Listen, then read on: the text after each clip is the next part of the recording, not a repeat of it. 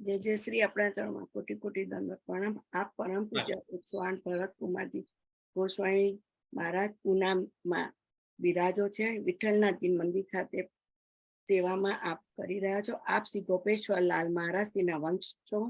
आप श्रीનું ગત વર્ષનું અમારી હવેલી તો ઘણા વખતથી આપણે હવે તો મળ્યા જ નથી।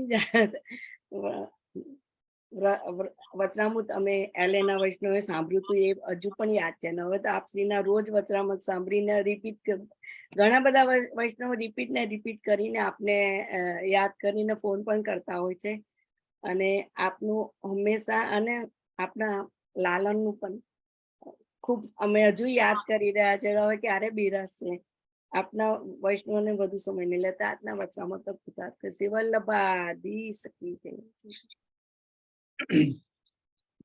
આપણે વ્રજમાં મળીશું જય જય શ્રી।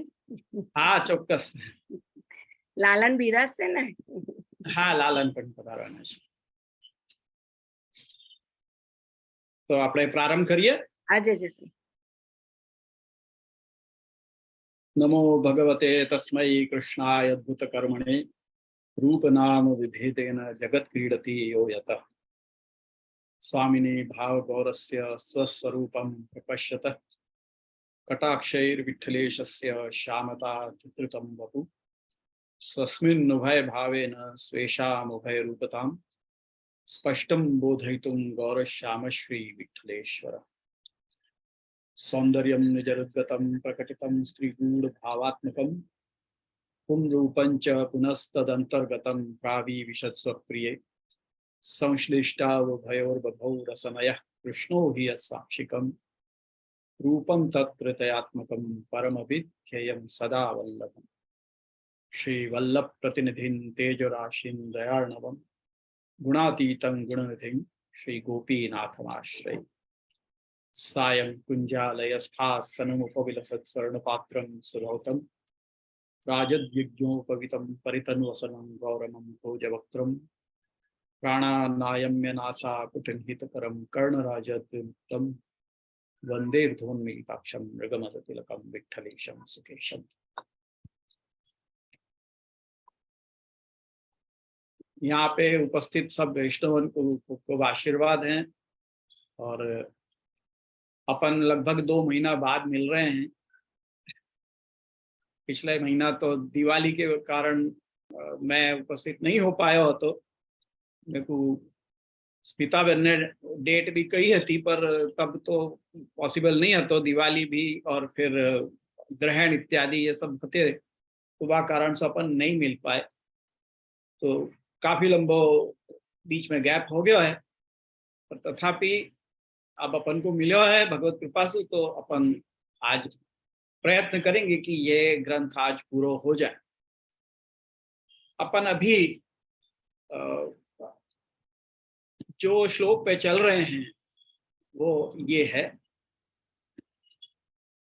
अपन चल रहे थे यहाँ पे आशा महो चरण रेणुर्जुषाम हम श्याम वृंदावने किमपि गुल्मलतौषधीनां या दुस्त्यजन स्वजन मारे पथंच हित्वा भेजुर्मुकुंद पदवीं श्रुतिभिर्विमृत्याम्।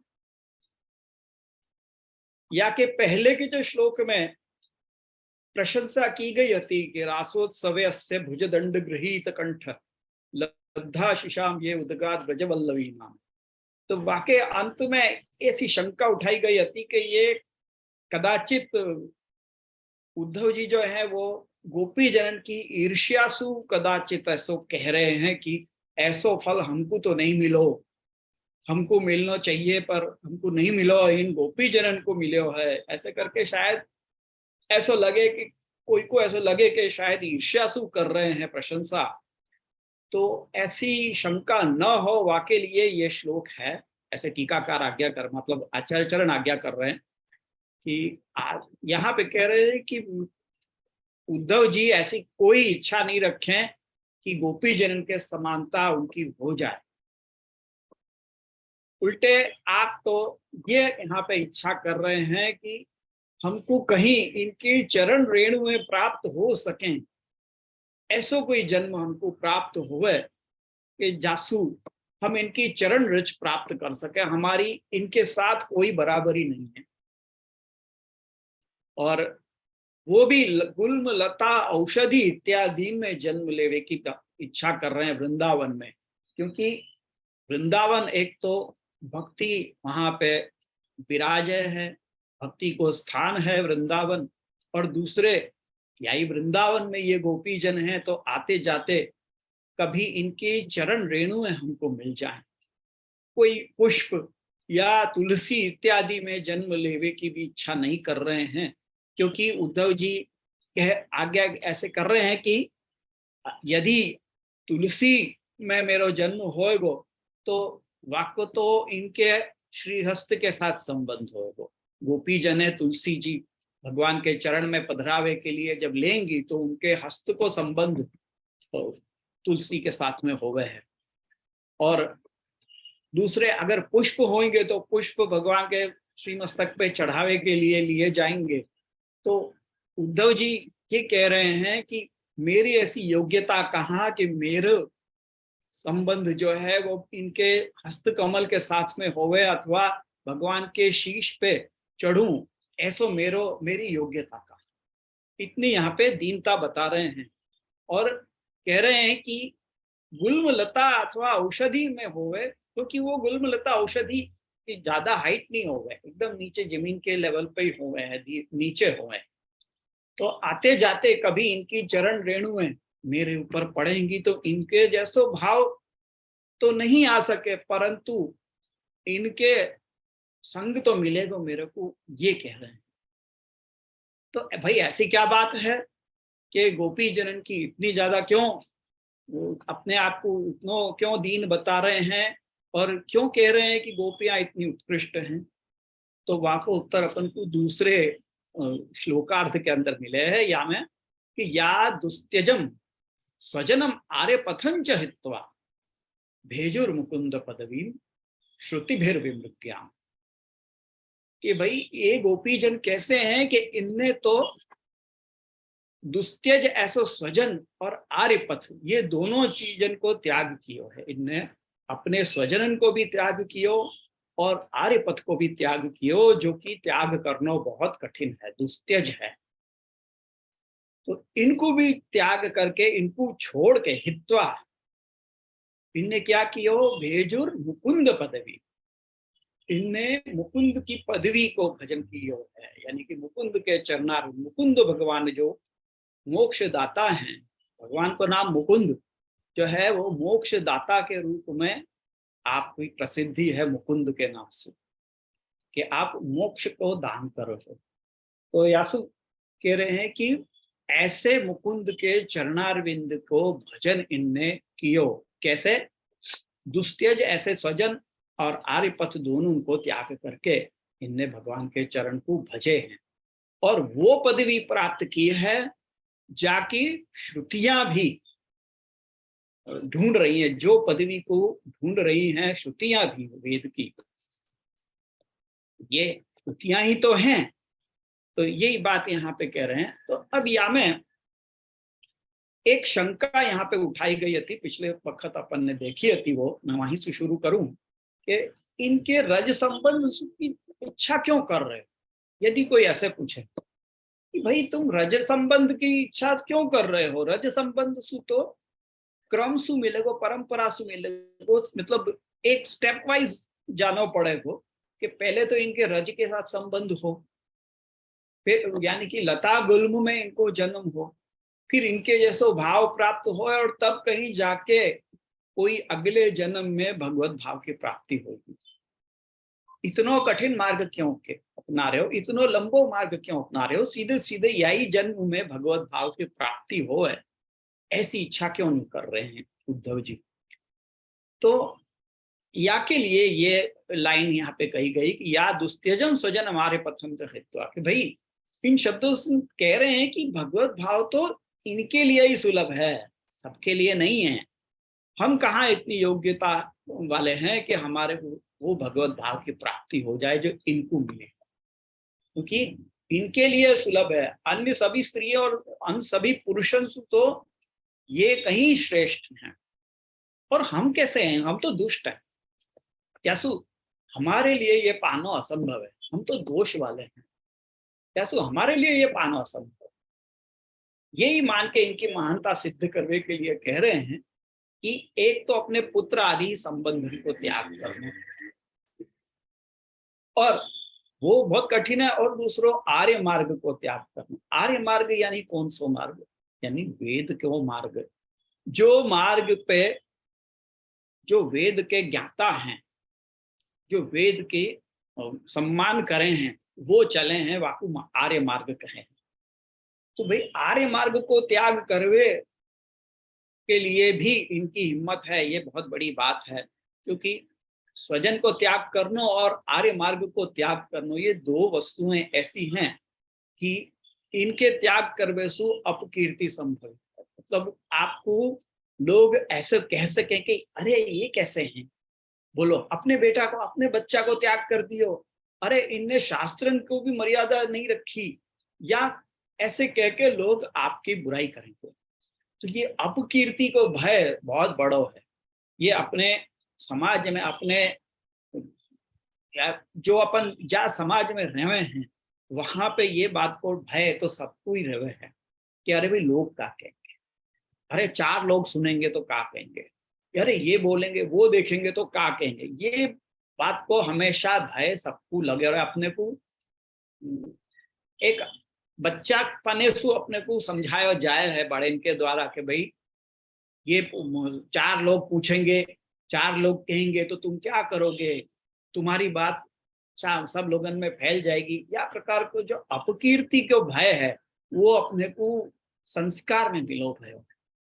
तो ये जो अपकीर्ति के भय को जो है, वो सबसे बड़ा भय है। और वाको त्याग मतलब पुत्रादि अपने जो संबंध हैं उनको त्याग करना और आर्य मार्ग को त्याग करना, ये बहुत बड़ी बात है। ये त्याग करके अपकीर्ति लेनी वासु तो मरण ज्यादा अच्छो, ऐसो लोग समझे हैं और लोग माने हैं। और ये आर्य मार्ग तो लौकिक है, पुत्रादि संबंध भी लौकिक है। वास्तविक आर्य मार्ग कौन सा है? तो वो तो अलौकिक है। या मैं अपन पिछली बार अपन ने यह बात पे छोड़ो तो कि लौकिक आर्य मार्ग और अलौकिक आर्य मार्ग, इन दोनों के बीच को भेद अपन को समझना। तो वाके लिए मैं आपको एक टेबल बताऊं, वहां पे ले चलूं आपको, वासु आपको ये पता चलेगी कि क्या दोनों में भेद है। ये देखो,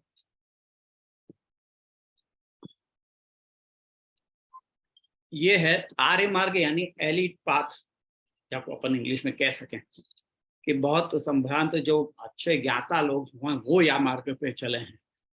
तो दो प्रकार के आर्य मार्ग हैं, एक तो है लौकिक आर्य मार्ग और एक है अलौकिक आर्य मार्ग।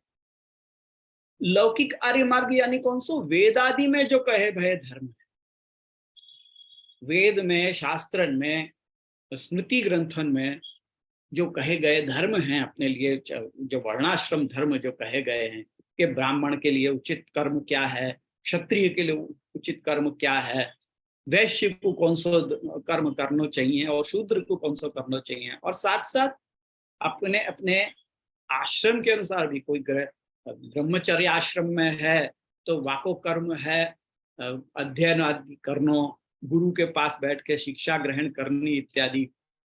वैसे ही गृहस्थाश्रम में आ जाए तो फिर वाकई अलग कर्म हो, वाकु अग्निहोत्र आदि कर्म करने पड़े वगैरह, ये सब अपने शास्त्र में कहे गया है। तो ये सारे जो हैं वो वेदादि में कहे गए धर्म। तो अलौकिक आर्य मार्ग में क्या है धर्म? वो भगवान के द्वारा उपदिष्ट, जो भगवान ने उपदेश कर दियो, जो भगवान की आज्ञा है वो प्रकार से करनो। जैसे गीता जी में अर्जुन को भी यही प्रश्न હતો ना कि वो वेद में कहे गए धर्मन को करे या भगवान जो आज्ञा कर रहे हैं वो करे। भगवान तो आज्ञा कर रहे हैं कि तू युद्ध कर, सबको मार, और वेद में ये कह रहे हैं कि ये सु पाप लगे है, अपने गुरु को, अपने बड़े को हनन करनो, ये तो बहुत बड़े, अपने भाई भ्राता को हनन करनो ये पाप कहे गया है। तो वहां पे वाकु लौकिक और अलौकिक आर्य मार्ग के विषय में भ्रांति होती, वाकु कंफ्यूजन हो। तो अब क्या लौकिक आर्य मार्ग कैसो है? वो देह संबंधी है, यानी स्वत्व रहित है। स्वत्व रहित यानी स्व को संबंध कौन के साथ है? जीव को। क्या जीव यानी वो देह है जाके अंदर वो है अभी, या जीव आत्मा है? जीव तो आत्मा है, वाको या देह सु संबंध नहीं है। वाको देह के साथ संबंध कब आवे है? अविद्या के कारण। जब वो माया के संपर्क में आवे है और वाको अविद्या लगे है, तब वो देह को अपनो स्वरूप समझ में लग जाए है। तो देह संबंधी जब तक देह को अभिमान रहवे है, तब तक जो करना पड़े है, तब तक शास्त्र के अनुसार चलना पड़े है। तो देह संबंधी जो आज्ञाएं वेद आदि में कहे गए धर्म हैं, उनको पालन वाकु करना पड़े है। ये लौकिक आर्य मार्ग है। और अलौकिक आर्य मार्ग कैसा है? वो आत्म संबंधी है, स्व संबंधी है। स्व को जो स्वरूप है वो क्या है? जीव को अपनो वास्तविक स्वरूप क्या है? जीव आचार्य चरण के आज्ञा अनुसार जीव भगवान को अंश है और भगवान अंशी है। अंश अंशी संबंध है। तो आत्मा को संबंध है परमात्मा के साथ में, देह के साथ में नहीं है। यासु अलौकिक मार्ग जिनके लिए है, उनको देह संबंधी लौकिक मार्ग को कोई संबंध नहीं हो गए है। जब ये अलौकिक मार्ग सिद्ध हो जाए, जब ये स्फुरित हो जाए कि आत्मा को संबंध कौन के साथ में है, अंश अंशी भाव जब जीव के अंदर जागृत हो जाए कि मैं दास हूं, भगवान मेरे स्वामी हैं, ये भाव जब जागृत हो जाए, तब वाकई लिए ये अलौकिक आर्य मार्ग ही वास्तविक मार्ग हो जाए। क्योंकि लौकिक आर्य मार्ग में तो पुत्रादि स्वजन कहे गए, वहां पे स्व यानी देह है ना। जहां तक देह को अभिमान है, वहां तक स्व को संबंध देह के साथ में होगा। जब देह के साथ में होगा तो देह के संबंधी अपने स्व संबंधी हो जाएंगे। या सो लौकिक में पुत्रादि स्वजन कहे गए, और अलौकिक आर्य मार्ग में भगवान स्वजन है। क्योंकि स्व को संबंध भगवान के साथ, आत्मा को संबंध भगवान के साथ में। और अब फल देखें तो लौकिक आर्य मार्ग को फल क्या है? स्वर्ग आदि। स्वर्ग आदि फल लौकिक आर्य मार्ग को है, आदि में मोक्ष तक को आ जाए कि भाई ज्ञान वाकु हो जाए तो फिर वो ज्ञान द्वारा मुक्ति की प्राप्ति करे है। अंतिम अधिक से अधिक वाकु मोक्ष तक की प्राप्ति हो सके है। परंतु अलौकिक आर्य मार्ग को अगर वो अनुसरण करेगो तो वाकु फल के रूप में भगवान स्वयं प्राप्त होंगे। यासु ये अंतर है लौकिक आर्य मार्ग और अलौकिक आर्य मार्ग में। ये चार्ट आप एक वक्त ध्यान से देख लोगे तो आपको ये दोनों को फर्क समझ में आ जाएगा।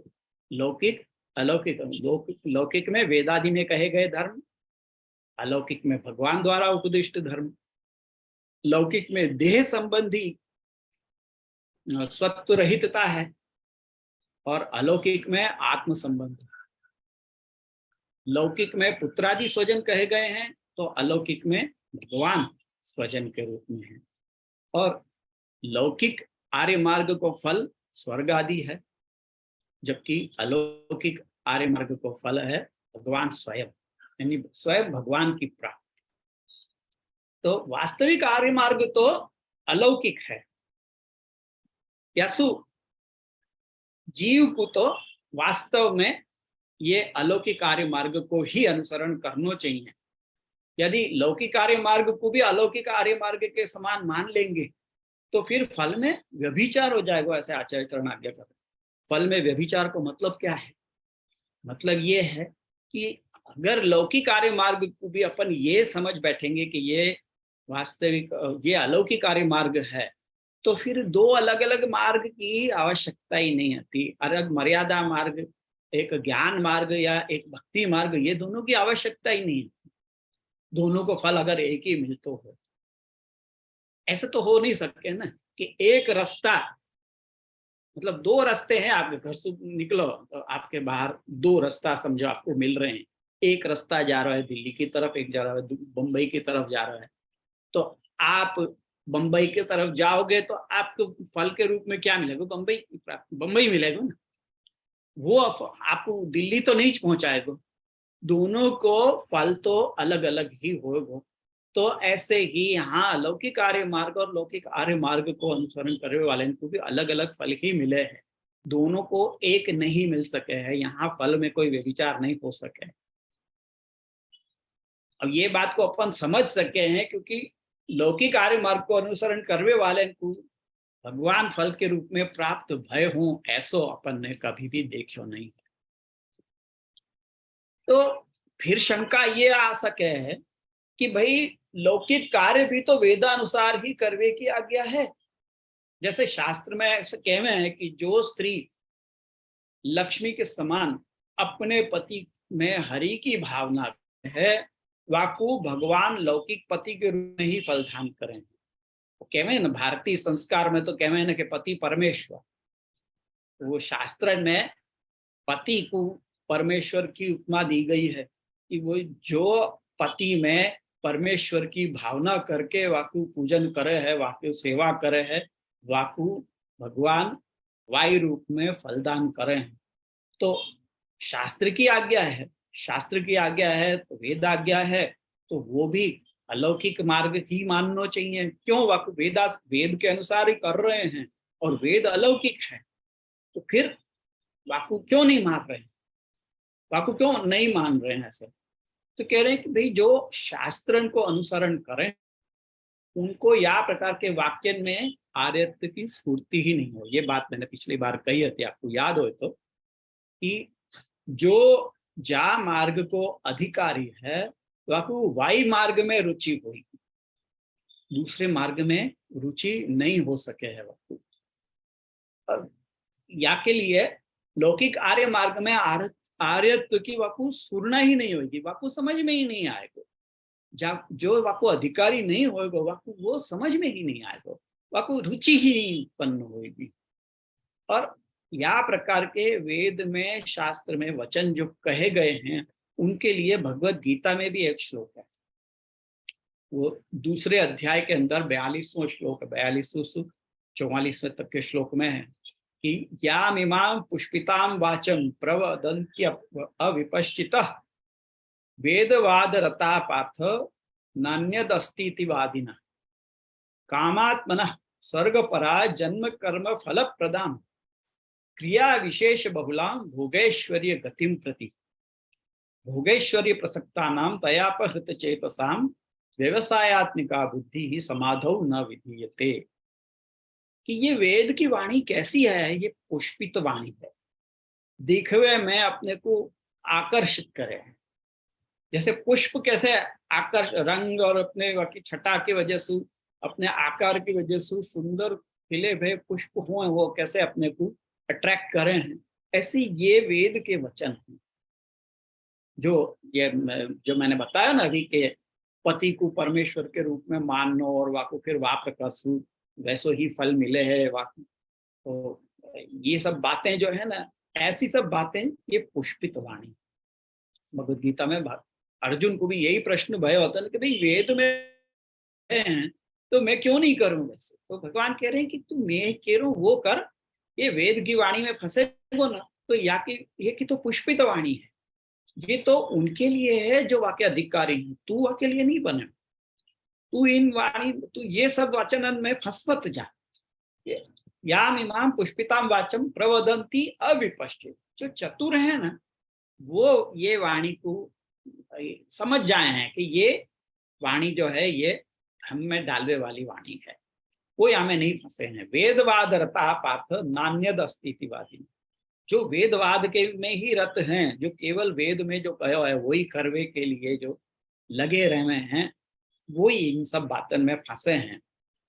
जो कामात्मा है, जिनके अंदर कामनान की पूर्ति करवे की इच्छा है, जो अपनी कामनान के पीछे लगे रहे हैं, उनको स्वर्ग पर वो स्वर्ग आदि फल को ही उत्तम से उत्तम फल माने।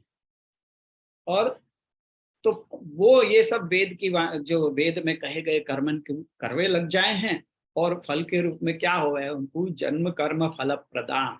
ये जो वाणी है ये कैसे फल को दिवावे है, वो पुनः पुनः जन्म करवावे है, वो कर्मन के अनुसार फल को दान करवावे है। ये वाणी जो है क्रिया विशेष बहुला, ये क्रिया विशेष बहुला है, और यानी कि विशेष क्रिया ही या के अंदर बताई गई कि ये क्रिया करो, ये कर्म करो, वो कर्म करो, वासु तुमको ये भोग की प्राप्ति होगी, ये ऐश्वर्य की प्राप्ति होगी करके ये सब बातें, ये फल को जो बता बता के बार बार, जैसे एडवर्टाइजमेंट आप देखो तो वहां में कैसे बड़ी बड़ी स्लोगन्स हमें हैं, और वहां में क्या, अरे ये फलानी वस्तु लोगे तो वहां के संग में ये फ्री मिलेगा आपको, ना आपको सोना जीत सको, ना आप कार जीत सको, इत्यादि बहुत बड़ी बड़ी ऐसे स्लोगन आवे हैं। आप उनमें फंस के क्या करो कि वो वस्तु खरीद लो, और फिर वो जैसे वो आप स्क्रैच कार्ड है वो स्क्रैच करके देखो तो कि बेटर लक नेक्स्ट टाइम, या तरसु वो तो अपनो काम करे, अपना फायदा उठाओ।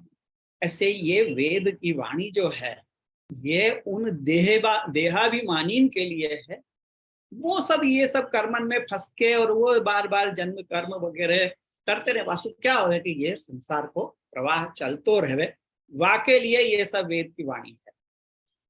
आप जो या के जो भक्ति के अधिकारी हैं उनके लिए नहीं है, उनको इन सब बातन में फंसना नहीं चाहिए। वो कह रहे हैं कि वो भोग और ऐश्वर्य की प्राप्ति के लिए जिनको इच्छा है वो ये सब बातन में फंसे हैं। कह रहे भोगेश्वर्य प्रसक्ता नाम तयापहृत चेतसाम व्यवसायत्मिका बुद्धि समाधो न विधीयते। जो भोग ऐश्वर्य में प्रसक्त हैं, बहुत आसक्त हैं, बहुत बहुत अधिक, और इन सब वाणी में वेद में कहे गए के वचनन में जो फंस जाए हैं, जो तयापहृत चेत, जिनको चित्त यानी हरण कर लिया है या वाणी में, उनकी बुद्धि कैसी हो, व्यवसायत्मिका बुद्धि हो गए। व्यवसायत्मिका बुद्धि को मतलब क्या, कि जैसे व्यवसाय में आप एक वस्तु दो, सामने से दूसरी वस्तु ले रहे हो, ये क्या, वो व्यापार हो, तो यह व्यापारिक बुद्धि बन जाए है। व्यापारिक बुद्धि के साथ में आप समाधि में नहीं पहुंच सकोगे। जो समाधि में पहुंच, यहाँ पे समाधि को अर्थ है भक्ति के द्वारा जो भगवान के साथ में जो संबंध स्थापित हो गए है, वहां में आप नहीं पहुंच सकोगे ये वेद के वचनन में यदि फंसते तो वही बात यहाँ पे कह रहे हैं कि आर्य मार्ग जो है ना वो ऐसो है, ऐसे ऐसे प्रलोभन वाले वाक्य अंदर हुए हैं कि जहाँ में फंस जाए है। यासु वाको त्याग करना सबके लिए संभव नहीं है। यासु ये गोपी जन तो महान है, इनने वाको त्याग कियो। और साथ में आप देखो तो यहाँ पे शब्द है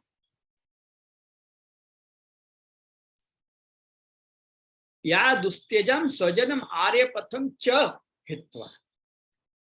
आर्यपथ, और ये च दे के, च का मतलब है और, एंड इंग्लिश में जो कहते हैं एंड, क्या और काय को त्याग किया इनने, तो कह रहे कि यहाँ भगवान के भी वाक्य को इनने त्याग कर दिया है। भगवान के कौन से वाक्य, भगवान ने उद्धव जी के साथ में जो संदेश भेजो तो वो वाक्य, भगवान ने क्या संदेश भेजो कि भवती नाम वियोगो में नहीं सर्वात्मना क्वचित आत्मत्वाद भक्तवश्यत्वाद सत्यवाक्त्वाद स्वभावतः।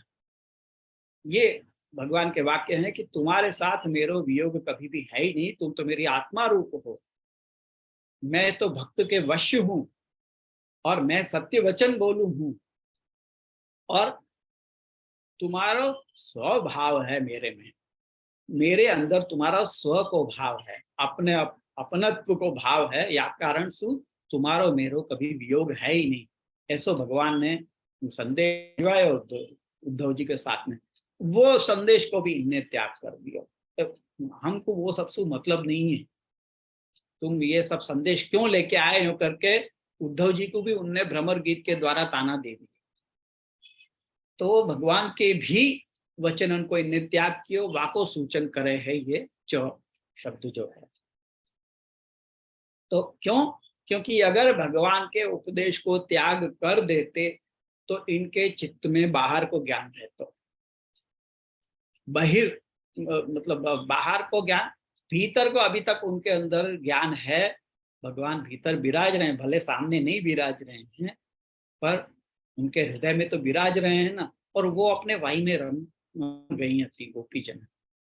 तो यासु उनको, अगर वो भगवान के उपदेश को मान लेती कि हाँ चलो भगवान के साथ वियोग तो हमारा है ही नहीं, तो फिर इनको बाहर को ज्ञान हो जाता, पर इनने वो नहीं कियो और इनने भगवान के चरणन को भजन जारी रखो, कंटिन्यू रखो।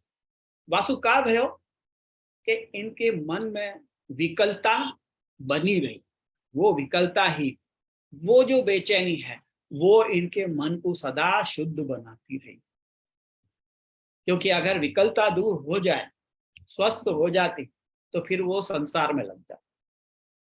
पर ये गोपीजन वैसी नहीं है, यहाँ यही तो इनकी उत्कृष्टता है।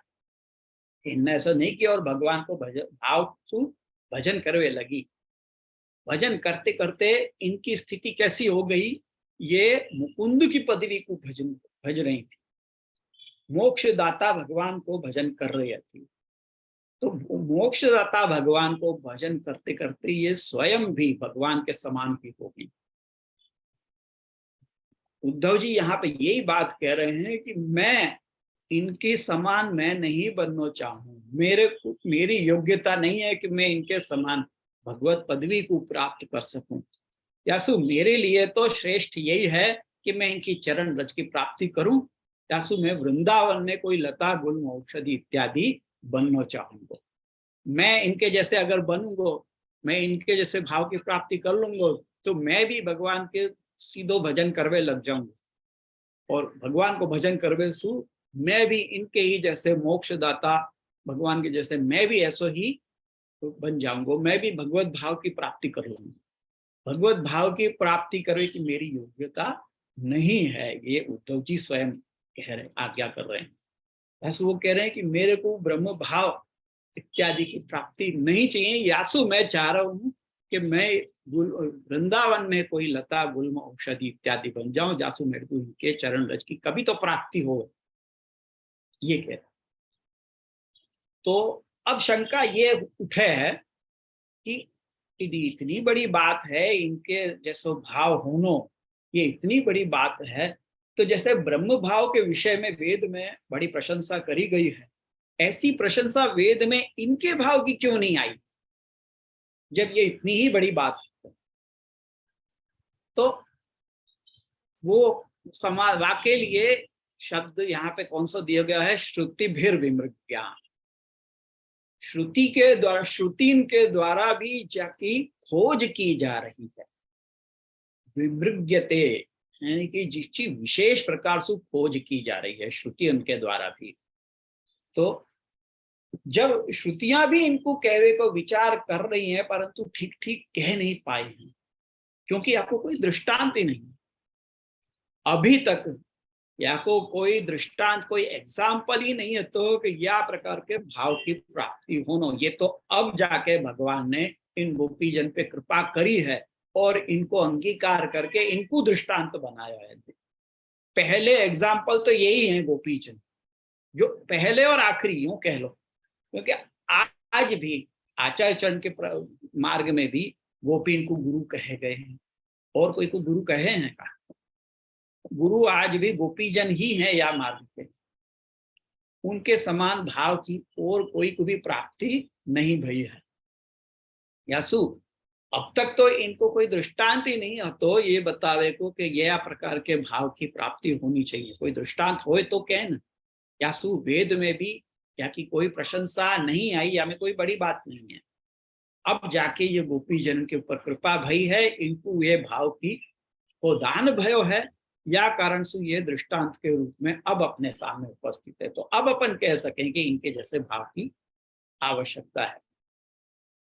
भगवान को अभिप्राय जानने के लिए तो श्रुति के लिए भी अशक्य है। तो क्या है भाव, कैसो है, ये जानना तो श्रुति के लिए भी अशक्य है। यासु इन गोपी जनन की सर्वज्ञता में कोई दोष नहीं आ रहा है। यासु तो ये नहीं समझना चाहिए कि अरे इनकी सर्वज्ञता कम है।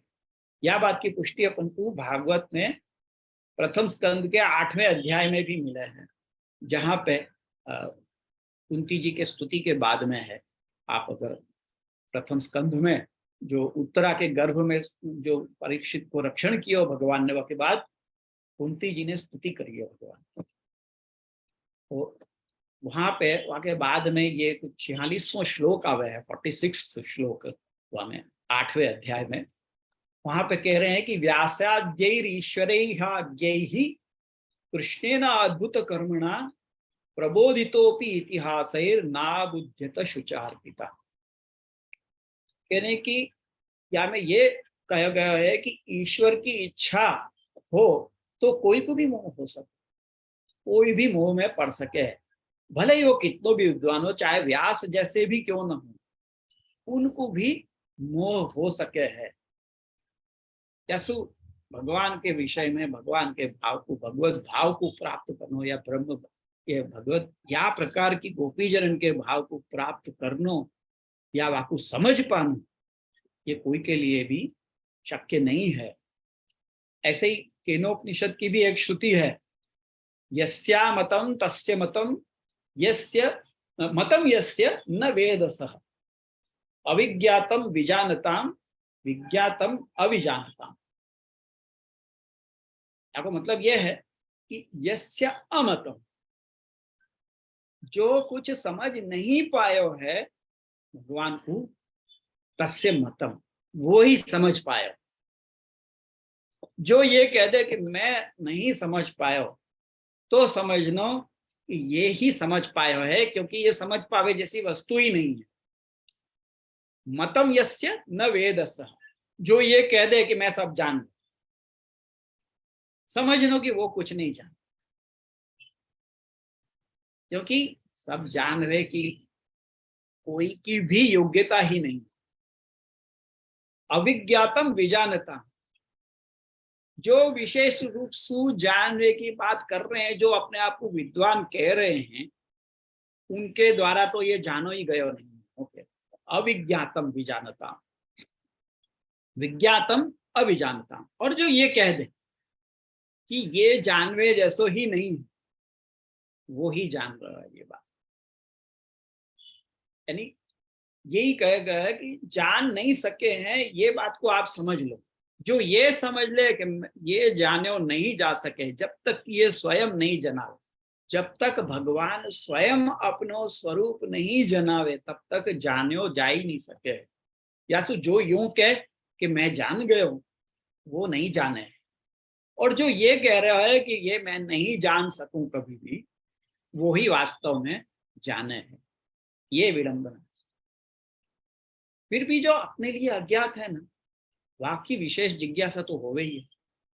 जो विषय में अपन नहीं जाने हैं, वाकु विशेष जानने की इच्छा तो हो ही है। और जो ये माने है कि उनके सामर्थ्य से वो खोज लेंगे, मैं अपनी योग्यता से वाकु मैं समझ लूंगा, और वहां पे भी मुकुंद की पदवी के समान जो सर्वोत्कृष्ट हो, वो वाकई विशेष रूप से खोज तो की ही जावे है। भले नहीं समझ में आवे जैसी बात है, फिर भी खोज तो की ही जावे है। यासु कह रहे हैं श्रुति भी विमृग्या।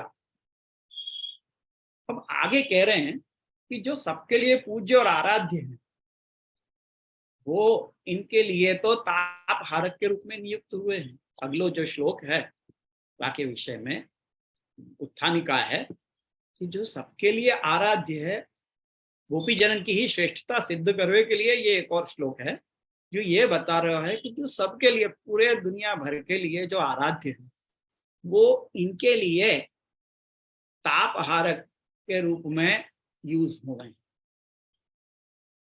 ताप में पूजा के लिए पूज्य को स्पर्श करना निषिद्ध है, जबकि यहाँ उत्कर्ष तो देखो कि इनमें तो वो कमल आदि के समान अंग भाव को प्राप्त भय है। ये क्या कह रहे हैं, ये समझने के लिए अपन अगलो श्लोक देखें कि या वै श्रियार्चितम अजादिभिर आप्त कामैः योगेश्वरैरपि यदात्मनि रासगोष्ठ्यां कृष्णस्य तद भगवतश्चरणारविंदम न्यस्तम स्तनेषु विजहु परिरभ्यतापम। भाई ये गोपीजन कैसे हैं तो कह रहे हैं कि जिनको भगवान कृष्ण के ये जो चरणारविंद हैं वो कैसे हैं कि इनकी लक्ष्मी अर्चना करें। या वही श्रियार्चितम अजादि भीर, अज कौन? ब्रह्मा। इन चरण कमल की तो अज भी पूजा कर रहे हैं, यानी कि ब्रह्मा जी भी इनको पूजन करे हैं। जब वामन जी के रूप में भगवान ने स्वर्ग को नापे हो तो तब भगवान के चरण स्वर्ग को स्पर्श हुए, तो ब्रह्मा जी ने क्या किया? भगवान के चरण की पूजा करी, जल से अभिषेक करवाया जो गंगा के रूप में प्रसिद्ध भई। तो ब्रह्मा जी भी भगवान के चरण की पूजा करें। और योगेश्वर के जो हैं वो अपने आत्मा में या को चिंतन करें।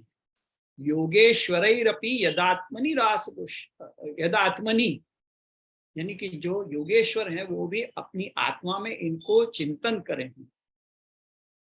और रास गोष्ठी में क्या हो रहा है?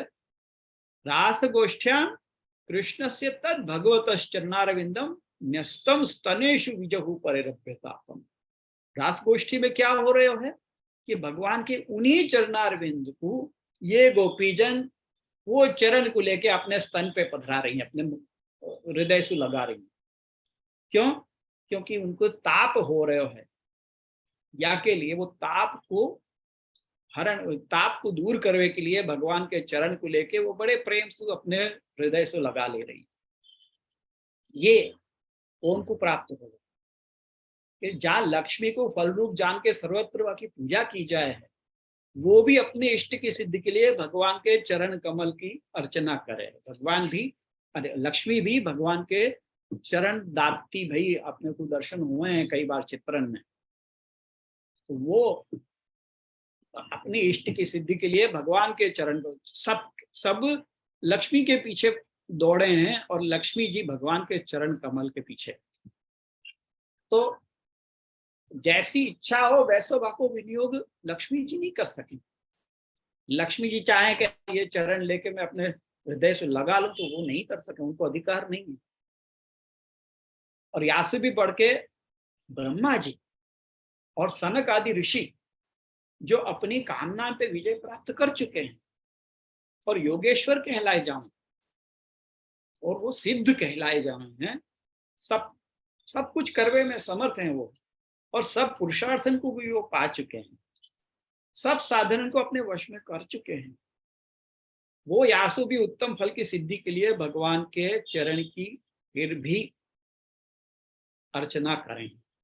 सब कुछ उनको मिल चुका है। ब्रह्मा जी की पदवी जिनको मिल चुकी है, सनक आदि जो सब सिद्ध हैं, समर्थ हैं, कहीं पे भी आवे जावे में समर्थ हैं, वो कहीं पे भी आ जा सकें, कुछ भी कर सकें।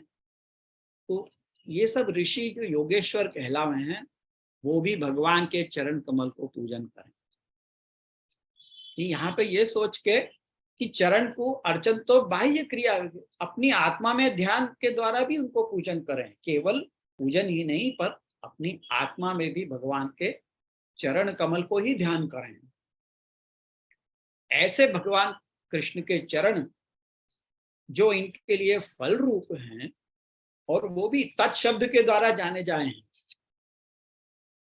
वो स्वतंत्र फलदाता जो स्वतः भक्ति मार्ग के प्रवर्तक हैं और स्वयं सिद्ध उत्कृष्ट प्रभु के चरणारविंद को रास गोष्ठी में कौतुक क्रीड़ा के समय स्वयं अपनी इच्छा से नृत्य करते भय जब वो थक जाए हैं तो भगवान के चरण कमल को अपने हृदय से लगा दें। एकास तदंग्रि कमलम संतप्तास तनयोर अधात, ये वाक्य अंदर आपको रास पंचाध्यायी के अंदर मिलेंगे।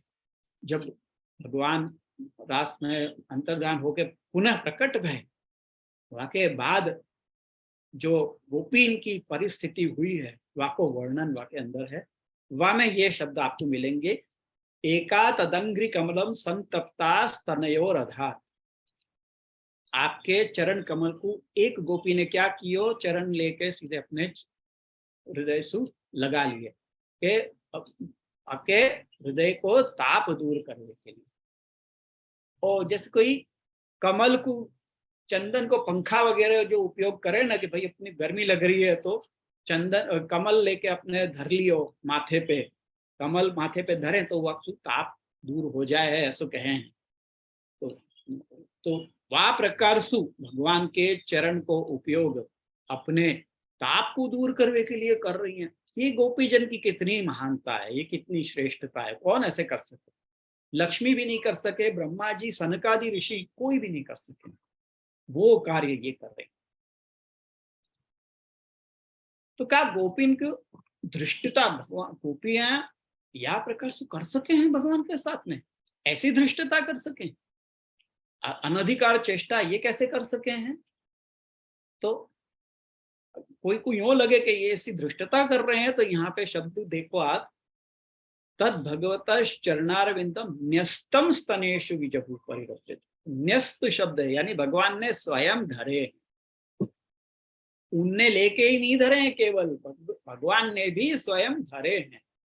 कि भगवान स्वयं भी उनके अत्यंत वश होने के कारण उनके ताप को अपनोदन करने के लिए अपनो चरण शीघ्र ही उनके हृदय पे धर देंगे।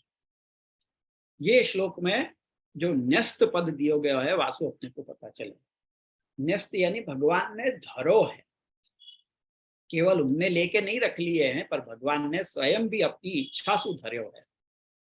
तो ये गोपियां चरण को हृदय से लगा के अपना ताप दूर करें हैं। यह प्रकार जो सबके लिए पूज्य है, वो भगवान के चरण इनके लिए ताप दूर करने को साधन है। ये कितनी इनकी महानता, इनकी उत्कृष्टता है कि नहीं, ये बात सुन। और भगवान स्वयं भी इनके अत्यंत वश हैं, बता के प्रमेय द्वारा भी इनकी उत्कृष्टता है, भगवान के द्वारा भी इनकी उत्कृष्टता सिद्ध है, ये अर्थ है। तो अब कोई ये नहीं समझे कि उद्धव जी ने अन्य भक्तन को समझावे के लिए इन गोपी जन की 6 श्लोक में स्तुति करी है। यासु जैसे नमस्कार सु प्रारंभ कियो तो वैसे ही अब यहाँ अंत में भी नमस्कार कर रहे हैं। वंदे नंद ब्रज स्त्रीणाम पादरेणुम अभीक्ष्णशः यासाम हरिकथोद्गीतम पुनाति भुवनत्रय।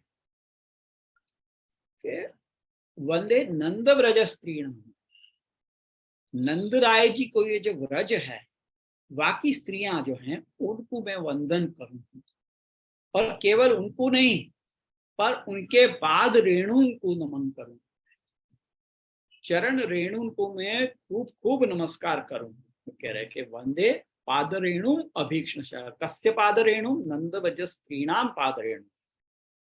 नंद राय जी के जो व्रज है, बाकी जो स्त्रियां हैं, उनके चरण कमल की रेणु को मैं बहुत बहुत वंदन करूंगी। यासाम हरि कथोद्गीतम पुनाति भुवनत्रय, जिनके द्वारा गाई गई हरि कथा तीनों लोकन को पावन करे। साक्षात इनको भी नमस्कार करने की तो योग्यता हमारी नहीं है, ये बात तो भूले नहीं है उद्धव जी।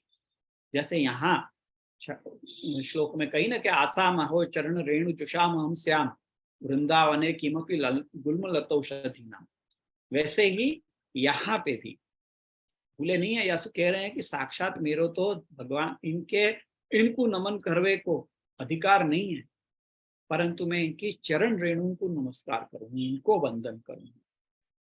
यासु नंद ब्रज की स्त्री की चरण रेणु को मैं अनेक बार वंदन करूंगी। हमारी अपेक्षा तो ये चरण रेणु है अति महान और फल रूप है। यासु ये आदर के साथ वंदन करने हैं कि हमसु तो ये चरण रेणु है, जो चरण में लगी भाई रजकण है, वो बहुत श्रेष्ठ है। हमसु तो क्यों कह रहे कि भला ऐसी अचरज भरी बात कैसे कह रहे हो, कोई यूं पूछे तो इतनी विशेष इनकी उत्कृष्टता क्यों कह रहे हो? तो कह रहे हैं कि इनको महात्म्य तो सब लोक में प्रसिद्ध है। इन गोपी जनन को महात्म्य कोई यही नहीं, तीनों लोक में प्रसिद्ध है। कि हरि कथा की अपेक्षा भी हरि कथा के साथ इनको उच्च सरसु गान तीनों लोकन को पावन बना है। जो वेणु गीत, युगल गीत इत्यादि इनने गान कियो है, वो गान जो है वो भगवान ये जो तीनों लोकन को पावन कर रहे हैं, वो देवतान तक पहुंचे हैं इनको ये जो गान है कि गंगा में तो स्नान करवे सु पावन भयो जाए। गंगा ऐसी है कि जो वहां में स्नान करे वो पवित्र हो जाए, वहां के सब पाप दूर हो जाए। जबकि यहाँ कैसा है, केवल गान मात्र से पावन हो जाए। आप इनके द्वारा जो गाए गई वेणु गीत, युगल गीत इत्यादि जो है, इनको गान करो, वासु ही तुम्हारा आप में पवित्रता पावनता आ जाए। ये वाको सामर्थ्य है। श्लोक में यहाँ पे भुवन त्रयम कहो, यानी तीनों भुवन। यहाँ पे सात्विकन के लिए साधक और राजस तामस के लिए बाधक जैसी कोई बात नहीं है, तीनों को पावन करे। सात्विकन को भी एक समान पावन करे है, वैसे ही जैसे राजस और तामस जीव हों, वो भी अगर इनको गान करें तो उनको भी ऐसे ही पावन करें। भगवान को गुणगान तो तीनों ही लोगों को एक समान पावन करते हुए है। ऐसु कह रहे हैं कि यासाम हरि कथोद्गीतम पुनाति भुवनत्रयम्। तो या प्रकार से ये 6.5 श्लोक को जो स्तोत्र है जो स्वामिनी इनको जो उद्धव जी ने गायो, वो अपन को नित्य या को गान करना चाहिए। क्योंकि जब उद्धव जी जैसे भक्त भगवान के उत्तम भक्त कहे जाए हैं, उद्धव जी गोपी जनन के बाद में ये उद्धव जी और अर्जुन इन सबके नाम आए हैं, तो उनमें ये उद्धव जी हैं। ऐसे उद्धव जी भी जब इन गोपी जनन की स्तुति करे हैं, तो अपने जैसे साधारण जीव के लिए तो पल पल गोपी जनन की कृपा अति आवश्यक है। या सो नित्य या को पाठ और या को मनन अपने को करना चाहिए। या के जो भाव कहे हैं या के अंदर या श्लोक के अंदर या स्तोत्र के अंदर जो भाव उद्धृत हुए हैं उद्धव जी के द्वारा, उन भावन को मनन करके ऐसी कृपा अपने ऊपर भी हो। उद्धव जी के जैसे भाव अपन भी ऐसे ही कह सके हैं कि अपन की तो लायकात योग्यता ऐसी नहीं है कि अपन को गोपी जनन के जैसे भाव की प्राप्ति हो, परंतु उद्धव जी के जैसो भी अपने भाग्य होए तो बहुत बड़ी बात है। तो ये स्तोत्र को पाठ अपन को अवश्य करना चाहिए। ये कह के और आज अपन यहाँ समापन करें भगवत कृपा से। आज ये पूर्ण हो पाया है। आप लोगन की भी पता नहीं आप लोगन में कितनों या को ग्रहण कर पाए हो आप लोग, या मैं आप लोगन को योग्य रूप से या को समझा पाया हूँ, ये भी मुझको मालूम नहीं है। पर जितनों भी मैं समझ पाया हूँ या मैं कर पाया हूँ, समझा पाया हूँ, वो भी आचार्य चरण की हरिराय जी की ही कृपा है, जाके कारण मैं ये कर पाया हूँ। आचार्य चरण की कृपा नहीं हो तो कभी भी या को एक शब्द भी अपने को समझ में नहीं आ सके। सुबोधिनी जी कहवे के लिए सुबोधिनी है, परंतु अति कठिन है। तदुक्तम अपि दुर्बोधम सुबोधम स्याद यथा तथा। ऐसा आचार्य चरण को नाम लेके यदि अपन या को वाचन करें तो कृपा से अवश्य अपने को या को अर्थ को बोध हो सके, अन्यथा नहीं। तो बस इतना ही मैं कह के आज यहाँ समापन करूँ। आप लोगों को यदि कुछ पूछना है तो वाके लिए मैं स्मिता बहन को कहूंगा कि आप लोगों को अनम्यूट करके यदि कोई प्रश्न है करें, नहीं तो अपन समापन। जैसे બહુ ખૂબ સુંદર રીતે સમજાયું. હિન્દીમાં પણ સમજણ તો પડી ગઈ હતી અમને, પણ બહુ જ આખું એટલું સુંદર રીતે હજુ ફરીવાર અમે તો સાંભળીશું યુટ્યુબમાં છે તો વધારે મનન થાય. અને ઉદ્ધવજીનું તો બહુ સુંદર રીતે જે શ્રી આપણે કર્યું. અને જે કઈ વૈષ્ણવને વૈષ્ણવ હાથ ઊંચો કરો તો એક એક કરીને બધાને ઓપન કરો. વૈષ્ણવ ગેલેરી કરું જે શ્રી આપ જુઓ વૈષ્ણવની અને વિડીયો ખોલો જે બધા વૈષ્ણવને જુએ, બધાનો વિડીયો ઓન કરો પ્લીઝ. Thank you. જે ખોલ્યો ને એક એક કરીને બધા વૈષ્ણવ. હવે ક્વેશ્ચન હોય તો હાથ ઊંચો કરો, બધાને એક એક કરીને ખોલો. તો જો જે કેટલા આનંદમાં આવી ગયા, બધાના વિડીયો ઓપન થયા તો એ વાત તો છે કે આ ઓફલાઈન હોય તો એમાં તો મોડું દેખાય, પણ આમાં તો ખાલી પોતાનું જ મોડું જોઈને આપણે આખો દિવસ કંટાળી જઈએ. હા જે એટલે તો મેં કહ્યું બધા વિડીયો ખોલો અને જેને આપણા એ કરો દર્શન થાય, આપણે એને પણ જેના દર્શન આપ તો કરતા પણ જે આપણાના કેમ ના વૈષ્ણવને જોઈ શકે, તમે વિડીયો ના ખોલો તો. બહુ આપ લોકોને આનંદ તો આવ્યો ને? હા જે હું કોઈને ક્વેશ્ચન ના તો હું બધાને ખોલું, એક પછી એક જવાબ આપજો. ઓકે વૈષ્ણવ, ખોલું તો 1 મિનિટ. હા જે હું બધાને ખોલી દઉં, એક એક કરીને ખોલજો વૈષ્ણવ.